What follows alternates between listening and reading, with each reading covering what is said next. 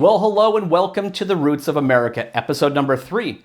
Today we have a hot topic as we'll be discussing the problems with our international borders, especially our southern border, and its effect on our nation.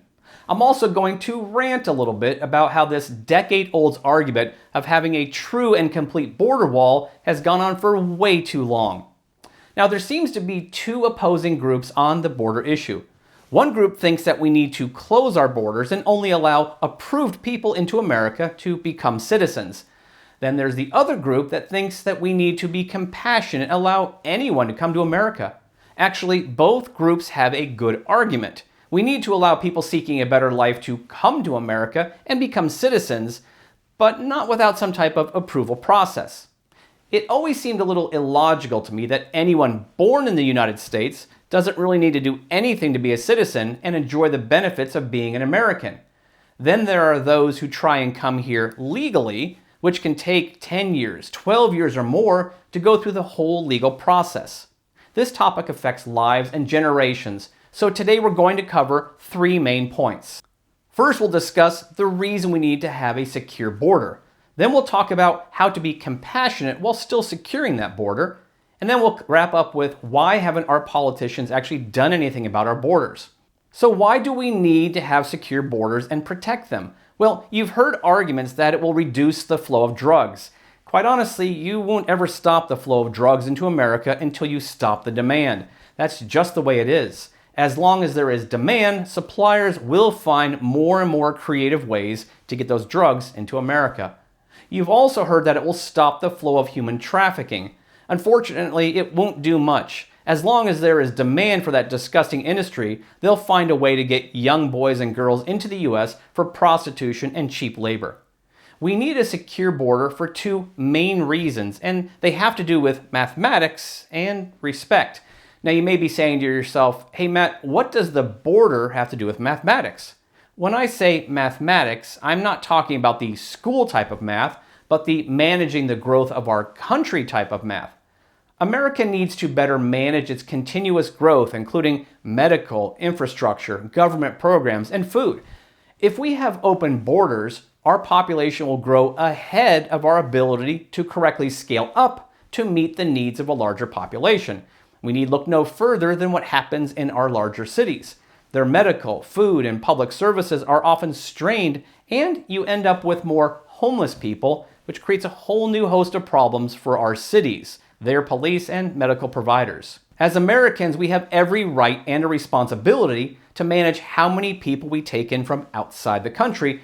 Of course, we have a big heart and want to help those in need from other countries, including political refugees and those affected by war and natural disasters.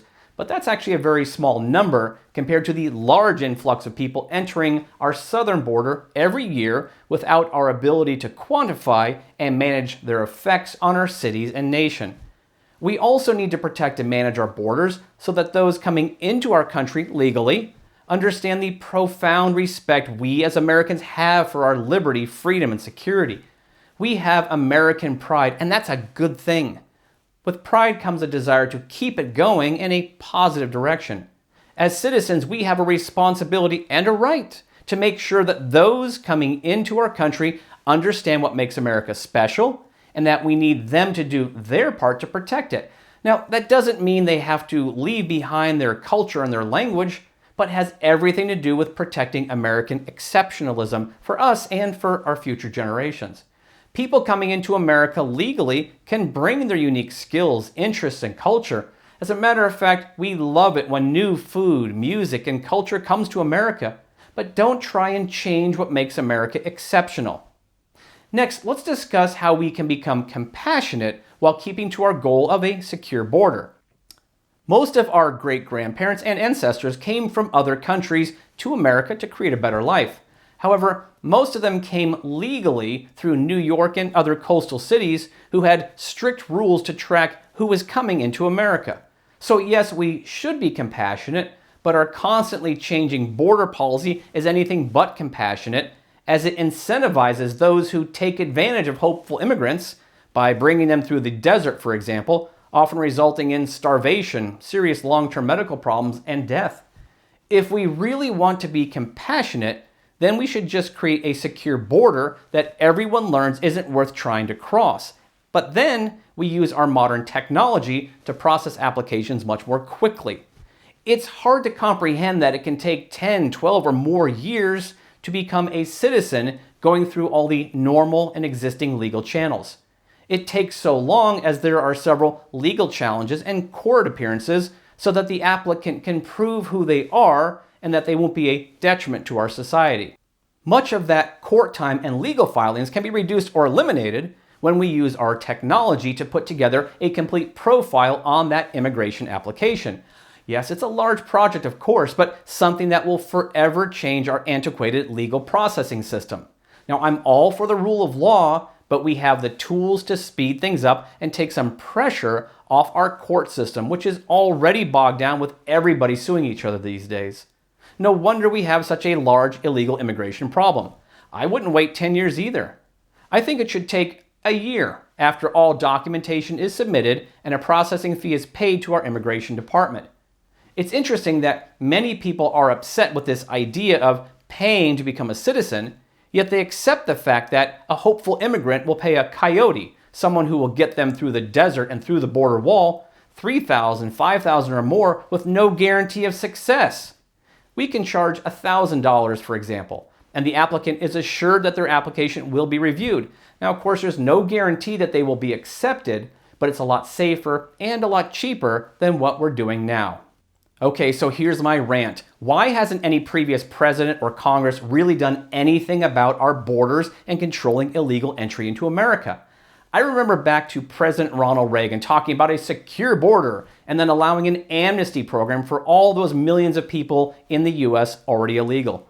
Then President George H.W. Bush talked about it, but not much got done on the border. Then President Clinton talked about safe borders, and then President George W. Bush saying he was going to secure our southern border. Even President Barack Obama talked about it, and then there was President Donald Trump, who said he was going to close the border, build a wall, and then make Mexico pay for it. I so wanted to see how he was going to pull that one off.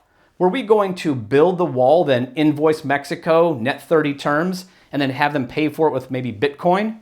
Mexico would never pay for it. Now, it was a great idea and a great campaign slogan, but not much got done except for the part of the wall that we're actually paying for. The point is, we have had decades of political leaders talk about illegal immigration and closing and protecting the border and all that. However, do you ever wonder why there's been no comprehensive and once and for all solution to protecting our border? Maybe it's the fact that a lot of businesses really do like that ready supply of cheap labor coming from Mexico. Maybe there is some underlying political deal going on between Mexico and the US that we're not aware of. Maybe we don't want to upset the drug cartels. Well, whatever the reason, we have the brains and the money to do it, but we have never really secured our southern border and put together a streamlined process to allow those who will benefit America to become citizens. So send me your good ideas for a better border policy or your good thoughts on why we haven't solved our border crisis as of yet. Who knows, maybe one of our Roots of America project friends will come up with the ideal solution. So as we wrap up, please visit our website at rootsofamericaproject.com and sign up for our free newsletter and learn how to become part of our growing project. You'll also see our upcoming episodes and maybe some you've missed. Our website also has some cool swag to show your friends and family that you're proud to be an American. So, hope to see you on our next episode and have a great day. Thank you very much.